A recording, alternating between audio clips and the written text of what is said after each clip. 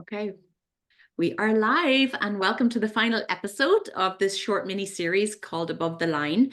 Susanne, welcome back. So today I'm really excited for this episode because we're going to talk about the neuroscience behind all of the emotional regulation that we've been talking about over the rest of this series. And I'm going to try to stick to some talking points that I have because I could stand on a soapbox and talk about this for like 8 hours straight because I really geek out on all the science stuff. But I'm going to try not to do that because I know people want to just listen to this in a really short space of time.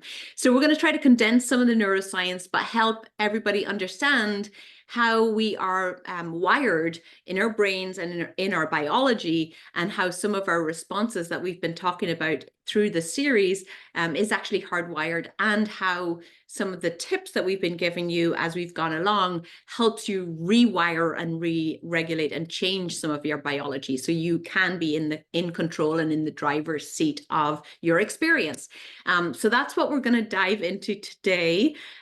Susanne, what do you think about the neuroscience, and why do you think knowing the neuroscience is important?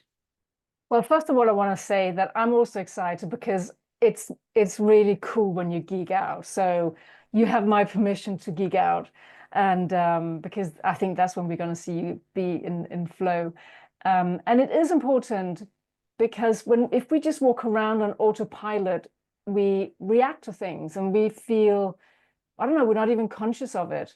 And so everything that I think you and I are talking about is to give people choice and options. And I think understanding the neuroscience is one more piece of information that can help us to not be a victim of what's going on, but actually take control of it and work with it. Yeah, that's a great point, right? So we have autonomy and we can choose to harness our biology to help us have the life experience that we want to have. And that's sort of what today's episode is about. So we're going to break it down into 4 sections. We're going to talk about the science of emotional states. We're then going to talk about our triggers and the refractory period and how we respond. We'll talk about techniques for how we can shift above the line, and then how we build awareness to do this on a day-to-day basis and have this become second nature to us, which is a theme we've been talking about as we've been going through all of the little episodes in this series. So let's start with the science of our emotional states. And I'm challenged to do this in a couple of minutes versus like a couple of hours. I'd love to dive into the brain and how our brain is made up and our heart, but I'm going to keep it super simple. So if we think about our brain, so we have this frontal lobe area in our brain, and that's where we do our executive functioning, our reasoning. It's our logical brain. We do a lot of analytical thinking in this frontal lobe area.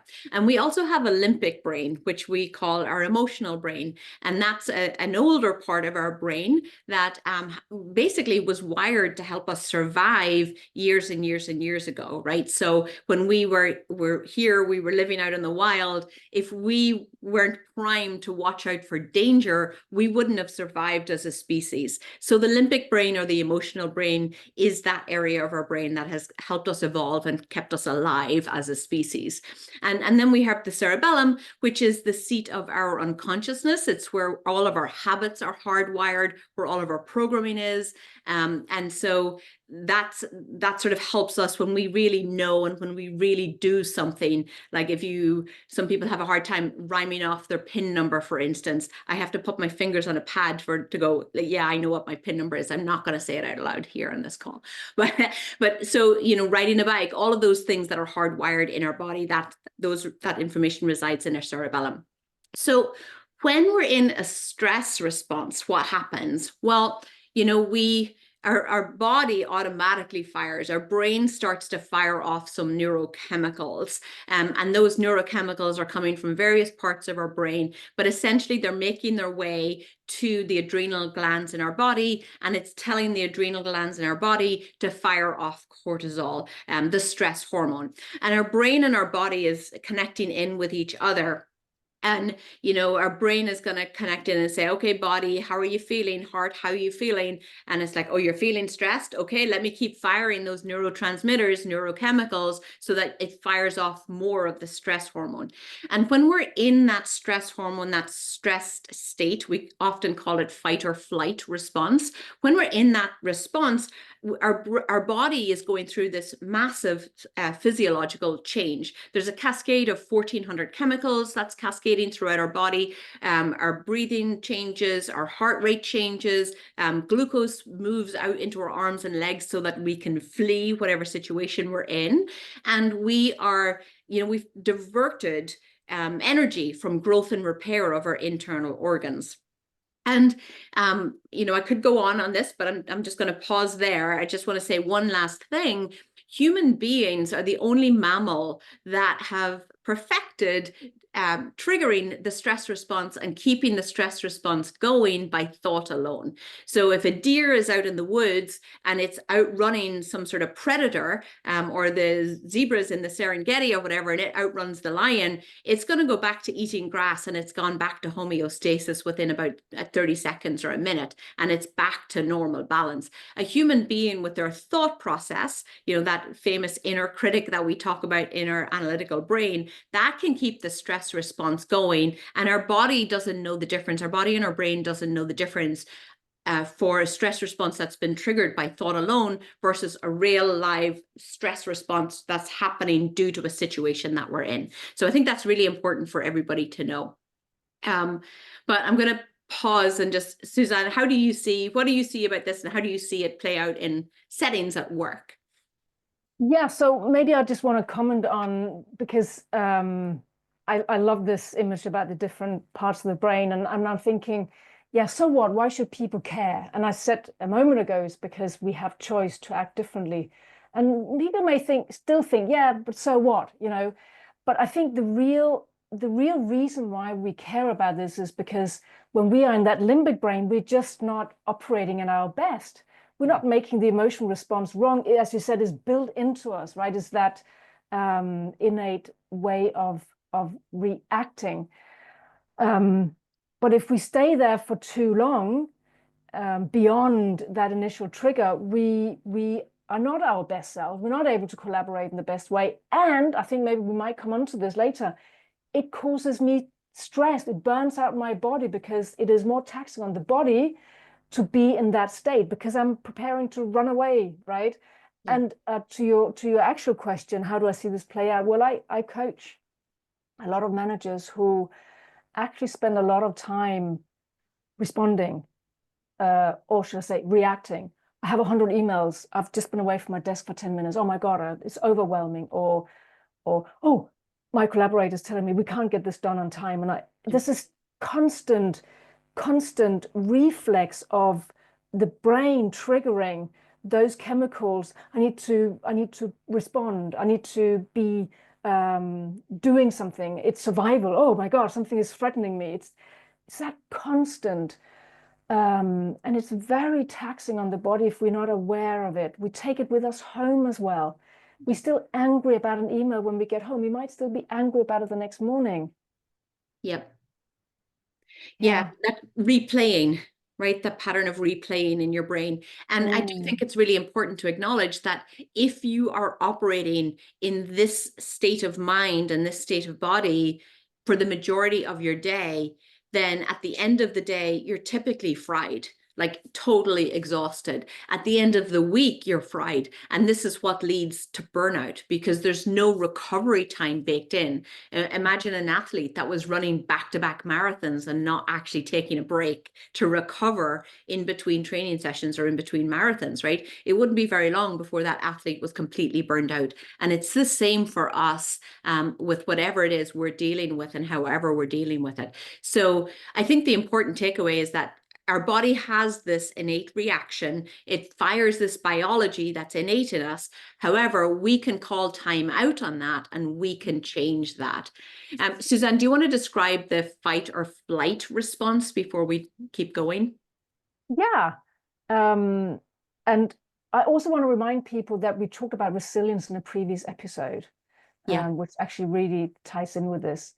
So yeah, so we have these, as you're saying, these responses, and normally we talk about the fight, flight, or the freeze. And I want to add the fawn response too, which is less talked about.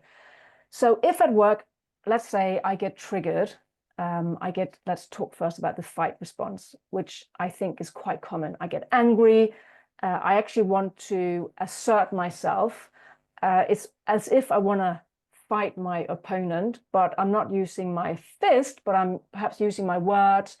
Maybe actually people try to make themselves bigger. You know, you do see people do this, like, and I think it's just like they're inflating themselves to make themselves a bit more scary, and it works. You know, it's scary when your co-workers begin to blow themselves up and raise their voice. It's all part of the fight response. You know, I raise my voice. You don't know what you're talking about. Listen to this. Whatever. That's, oh, I feel it in my body. It's yeah, I wanna confront. I want to fight. Then we have the opposite, which is the flight, running away from. So, whoa, I'm not going into this conversation right now. I don't have all the information. Can we talk about it later? Can we talk about it tomorrow? Or I don't know, I don't have an answer for you right now. Or so I'm doing anything I can to kick the can further down the road and not talk about it right now. Or I might physically remove myself from the situation. Sometimes it happens that people actually walk out of a meeting room in extreme cases. So let's come back when you calm down. That's actually also fleeing, right? Yep. Then we have the freeze response, which I think is quite a severe response. It actually can stem from people previously in their lives being in situations as kids when they had no option other than to stay put. So the freeze response can be quite a big response because I'm doing nothing. I'm frozen. I'm unable to speak back. I'm just frozen. It's like a black screen comes down. I don't know what to do. And it's very uncomfortable for people who experience it. There are ways to overcome it, but that's the freeze response. Then the last one, which is the fawn, which I became aware of when I wrote this book. Actually, I hadn't come across the fawn response before. But it's a response where I want to appease the other person. So I do anything I can to accommodate. So it's a way to soothe the other person. And I don't want to. I don't want to soothe, but I do it because it's a survival mechanism. So instead of the tiger eating me, I'm trying to feed the tiger what the tiger wants. Probably a bad analogy because I don't know if I can do that with a tiger, but I'm trying to accommodate and to please them all I can so that I stay alive. Yep. So people pleasing and even maybe perfectionism falls a little bit into that fawn response too, right? So I must show up as a perfect human being. I must work until midnight to get this deck so it looks completely perfect because I need them to like me, right? And so I think there's a little bit of that can go in there too. Yeah, it's so good you say that because I'm worried otherwise that I'm gonna fall out of favors. I'm worried I'm not gonna be good enough. I'm worried I'm not gonna get that next project. I'm worried I'm not gonna be promoted. I'm worried people think I'm not capable. Yeah. So it's a survival mechanism. It's a survival strategy. Yeah. Yeah. Yeah. So good examples. So let's talk about the next stage, right? So when we're triggered, so we've been triggered, we've fired this stress response, we've got this biology that's kicked in between our body and our brain, and that has happened, right? And so the period right after an emotional trigger is called a refractory period. And the duration of that refractory period and what we do in that refractory period depends, and it's a choice point, right? So we can choose to inject the space that we've talked about on prior episodes, do the Heartmath breathing technique, and then come back in a more coherent state, or we can just sort of keep going with it and react. And what's interesting, so I just said that human beings can keep the stress response going by thought alone. There's people who keep that stress response going for for hours and days, and we say, well, what's wrong with them? And it's like, well, they're in a mood. Or, you know, it goes on for weeks and months, and, you know, we say, well, what's wrong with them? Well, you know, that's just their personality, you know. Or, you know, they were passed over for a promotion 2 years ago, and if they've never gotten over it. Their, you know, wife divorced them, husband divorced them 5 years ago, and they've never gotten over it. And so they're carrying that stress response with them and that negativity with them. And that refractory period's gone on for a massive period of time until it's become ingrained in who they are. And when it's that level and that situation, it can become quite tricky to change it. But even at that level, you can change it. And I talk about that on some of the workshops and videos I do, because my own personality was, you know, high anxiousness, high stress, but it came across as someone who was successful and perfectionist, because I was in that situation, always going to the nth degree to do the work. And you know, I still do a good job, but I don't carry that same emotional stress and that anxiety with me, because I've been able to implement the tools. And that's why I'm here talking about this.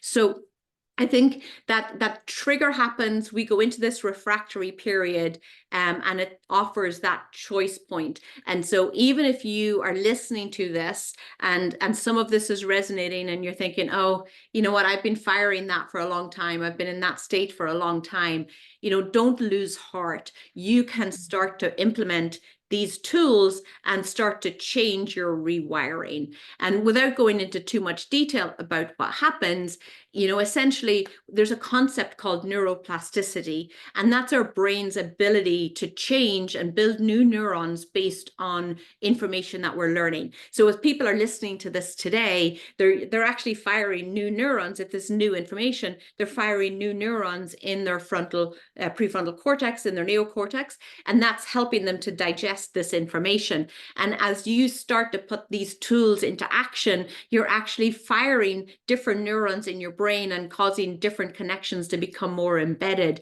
And if you start to move away from those old patterns and those old reactions that you had in the past, then those neurons that are associated with those patterns will start to prune away over time. If you just keep coming back to, you know what, I'm just going to keep coming back to this, I'm going to keep coming back and doing this work and making this change, over time you will build these new neurons and those old ones will go away. That's all called neuroplasticity, and it's really well documented. I think in the last 10-20 years, we've gotten much better at being able to see brain scans, analyze the brain, and use techniques to be able to really dig in and see what's going on there. So it's very encouraging to know that, you know, you don't have to live with this going forward. You can make a choice to change it. And some of these very simple tools that we're giving you can be life-changing tools. So I'm going to hit pause on myself here, and Susanne, give you a chance to jump in here with your thoughts around the refractory period and triggers. Yeah, I think there's so much to comment on, actually. And I like the first point, I think, is change is possible, what you're saying about neuroplasticity. It takes time to change. It's not easy to change. It is possible to change if we keep working at it. And I think that's a very important point that we want to emphasize. I have heard, and maybe you can correct me if I'm wrong, I have heard that the time that this trigger happens in the brain is about 90 seconds. Well, So yeah. if you see something happening, oh, there's a red light and there's a car in front of me, whatever, bang, my body reacts, sorry, and the chemicals will run for 90 seconds minimum. It can go 90 seconds to 2 minutes. Everybody's a little different, but yes, a really short window of time where your body's innate response kicks in. Right. And so most of us, we still think about that conversation or that car or that thing that triggered us hours, days after. And so, yes, the initial response, because that's innate in our biology and it's there can save our lives, right? It will kick in.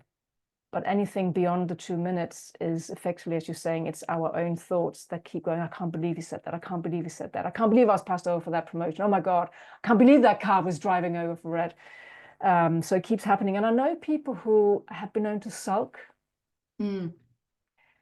Yeah. So for people who don't know what sulking is, it means that mm, it's what kids do when Yeah. they are Like, offended or angry about something yeah. that they didn't get that they what they wanted. And now I I'm think mad. I'm mad stroke sad because there's a sadness below it. Yeah. And I know adults who have been known to sulk at work. And when I call out the behavior, just the other day, a friend, and he was like, "Oh, you're right. I do that.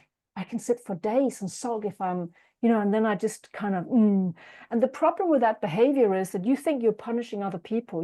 That's why people do it, but you're punishing yourself. You are, in our terminology, you're below the line when you sulk or when you carry this emotional trigger with you for a long time. You're not able to think your best thoughts. You're cutting yourself off from collaboration and moving forward. So it's in our own best interest to move forward quickly. And I see this with people I coach again, because sometimes they carry these stresses for a long time. They carry the things home. They dream about it at night. So it is very important that we can become aware of our stresses and that we can actively do something to move into a different state. Yeah, I think it's really important. And that rumination robs you of joy. Yeah. Like excessively ruminating in our brain and replaying past events over and over and over is stealing joy from the present moment. It's stealing your ability to be at peace, to be content, and to be productive and creative and innovative. So, if you want to think about it from that angle as well, that rumination that you're putting yourself through is robbing yourself of those gifts that's innate for all of us. And maybe I want to add one other thing, because why do you and I, we've both been in these jobs running projects where we were tense, right? Can I say that on your behalf as well? Oh, yeah. And I thought that it was helping me to move forward, because that's what you need. You need that drive to take action. You need that frustration to get people to do things. So I think that's often why we are in this triggered mode, because we think it's helping. I would challenge everybody listening. Yes, we want you to take action and move forward, and you don't have to be stressed about it. You can take action from a place of openness and expansion rather than an angry contraction, and it's much more powerful when you do that. Yeah, I think that's so important to just mention that the flip side of the stress response is this openness around creativity and innovation and flow. And I'm sort of working to pull a whole new workshop together on flow and really looking at how do you move, like deliberately and intentionally move from that state of mind into a state of mind where you have peace and flow and focus, and life and work and everything you're trying to do can be so much easier. You can get so much done in a tiny sliver of time if you're in a creative and flow mindset.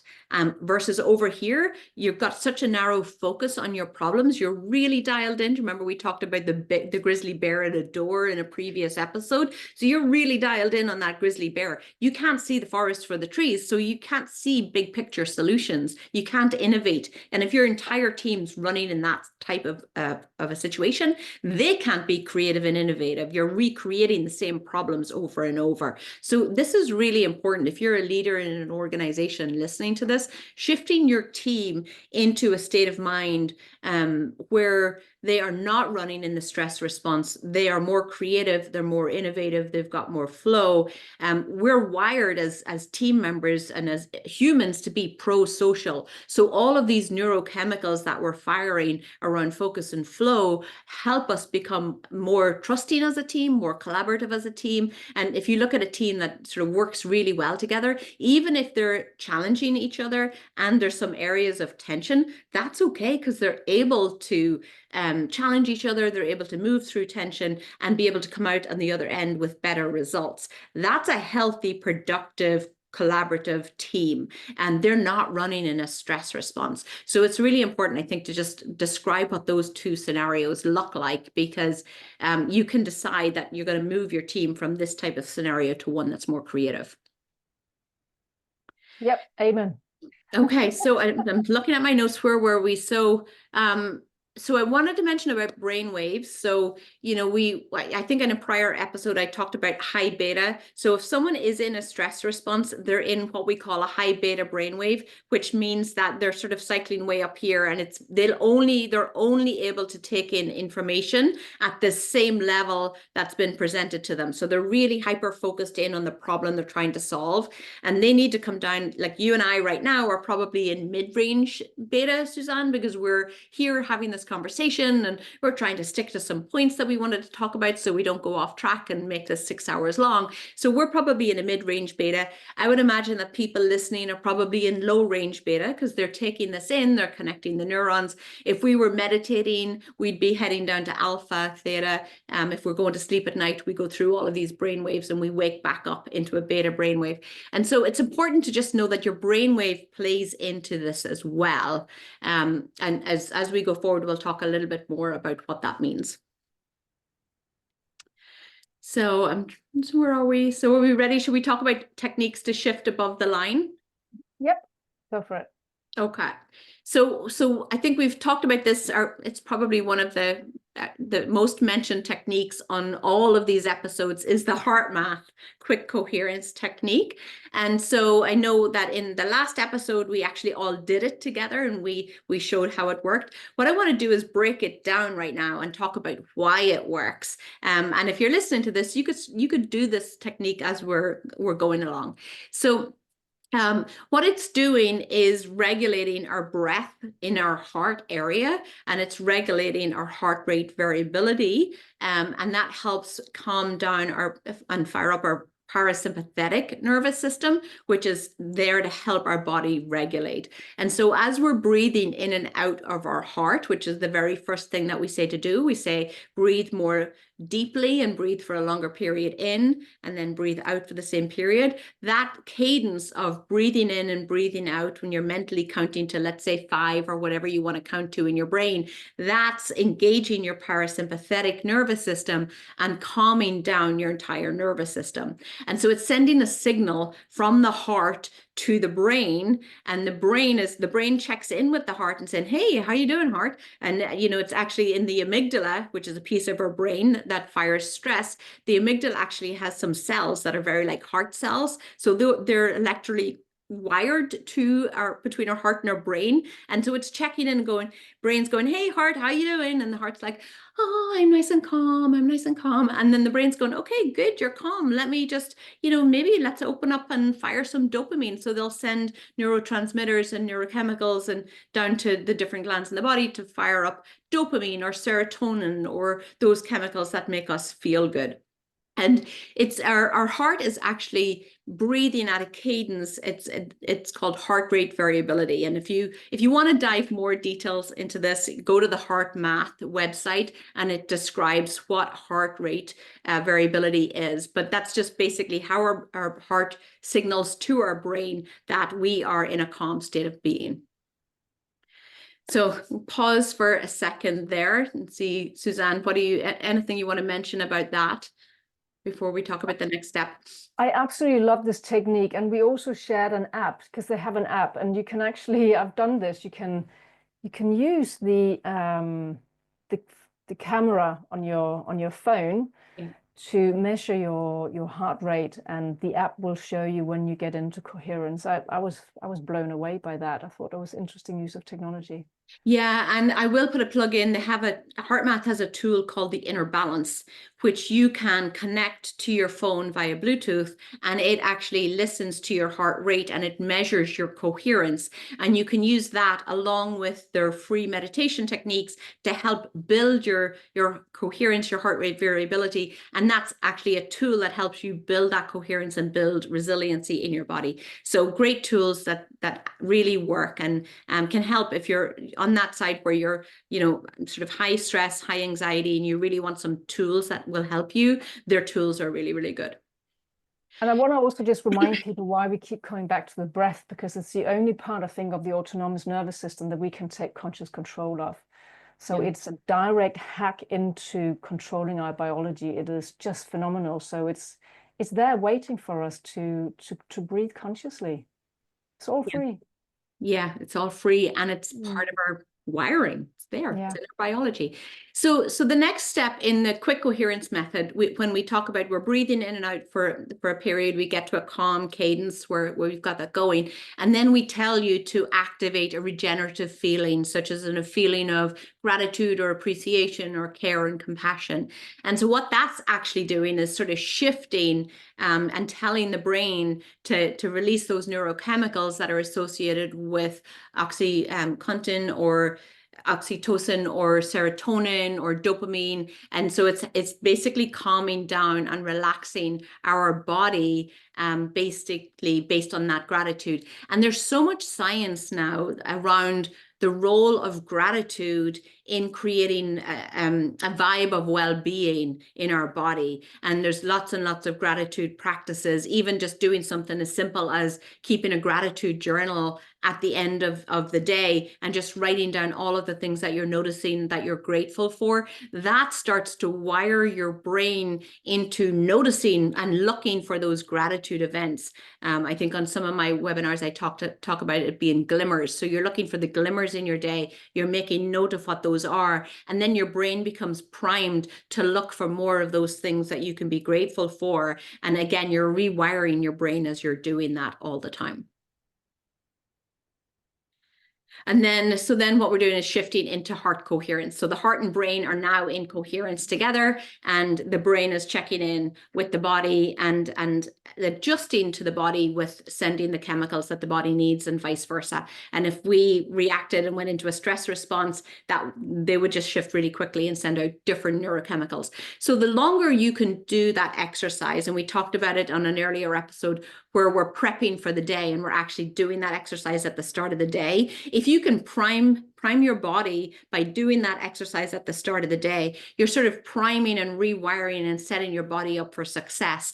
And Heartmath has some studies that show if you do this, they call it a heart lock-in, where you're doing the quick coherence method, you hold a regenerative feeling, and then you pulsate that feeling throughout your body, and you really hold that feeling for like 5 or 10 minutes in your body. And they've studies that show the effect of doing that for a period of 6 weeks on a person's well-being, and it's remarkable. So just doing something as simple as that for yourself every day in 5 to 10 minutes can make a lot of difference in how you're feeling and how you're experiencing life. So Susanne, I'll pause and let you chime in with your thoughts around all of that.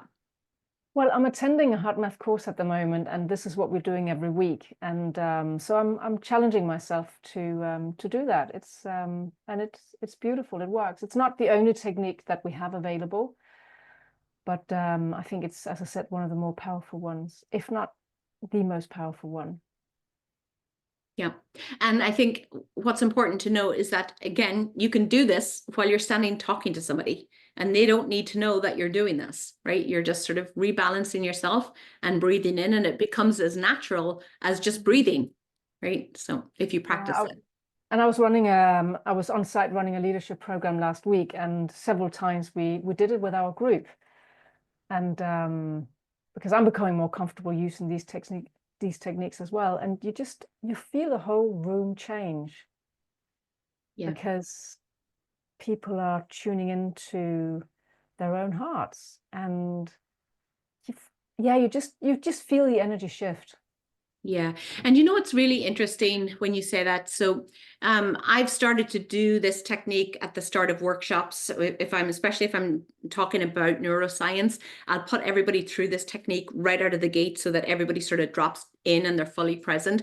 But if you can train your team on these neuroscience techniques, and they understand the science behind it, and they understand that they can be empowered and their biology is wired this way, then you can drop these types of techniques into challenging periods, and you can use this terminology with your team, and it resonates with them. And so your team can move into this much more coherent state together. And honestly, I think that's the future of work, is where this type of tool becomes more normalized within teams. And, you know, it helps us get to a much a place where we can innovate and we can be more creative, and we can work together much better, much more optimized. And I think people will start to understand that, and we're going to see a lot more of this work being done in organizations. At least that's what I believe, because we can't keep going the way we're going right now, right? Which is high degree of stress, burnout, and disengagement within organizations. Something's got to shift there. So. And organizations are looking for resiliency techniques, and this is one of them. So yeah, absolutely. Exactly. Okay, so where are we? So I think, Susanne, do you want to talk about visualization and movement and how that plays into this as well? Well, so we're saying that the breath is extremely powerful in helping to shift our physiology. And many other things can be powerful as well. So noticing what you're saying to yourself is an important one, because I think what the breath is doing, the breath is hacking into the emotional state.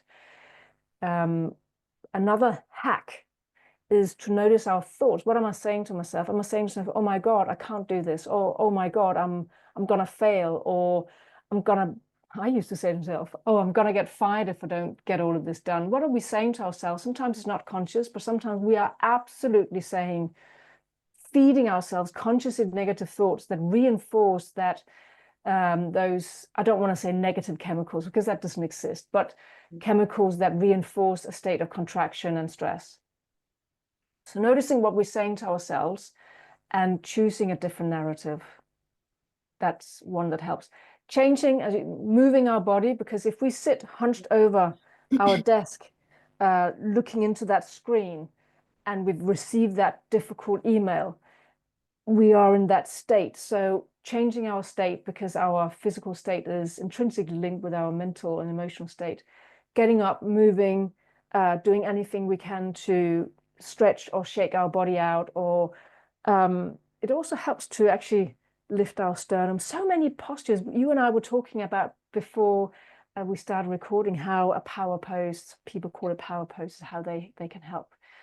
So some people walk around the block, just go to the vending machine, have a conversation. So many things work. Nature. I work with some clients who are very blessed, I would say, to have offices in a forest, or certainly with many trees around. That helps balance us. And mostly I would say the people are coached. They know what works for them. Yeah, I think that's important, right? There's all of these different options, but it's starting to become more aware of what works for you and your wiring, which is the next step actually is about building awareness. And how do we build awareness of what our personal line is, what it feels like to dip below the line, and how we can bring ourselves back above the line. And so all of these sort of techniques play in there. So building that awareness, I think we said in our episode around awareness that awareness is the foundation of everything. You can't change what you're not aware of. So really starting to recognize, where are you running on autopilot? Where are you going unconscious? What are those patterns that aren't serving you? What's the chatter in your head? What are you ruminating about? And just remembering to call time out on yourself in those situations, and then change, right? Call time out is step number one, and say, you know what, I'm not listening to you anymore. Sometimes I talk to my brain in third person. I'm like, oh, Annmarie, like, really, you're going to go there? We're not going there, Annmarie. I'm not going to do that. I'm not having that conversation. But sometimes that can help, right? I'm not going crazy, but sometimes that can help, just to sort of think about it as this other entity. If you had a friend who was saying this sort of stuff to you, you would not want to be friends with that person for very long, right? Let's all acknowledge that. So, you can just recognize that this is a part of you that's been there to keep you safe, and it's been programmed to keep you safe through all of these patterns, and the way you've experienced life all the way through to now. And now you're dramatically shifting, and you're saying, no, you know what, thank you for the heads up, but I don't need you to keep me safe right now. I actually want to pause and really open myself to think about how I might want to do this differently. So that's essentially what you're doing to your brain. You're sort of turning the dial down on that chatter and that rumination, so you can shift into a more open, curious state of mind. And that's really what the underpinning of resiliency is as well, right? When things happen, it's your ability, you're not going to not react. You're not going to not have an emotional feeling about something. We're not saying, hey, numb down your emotions.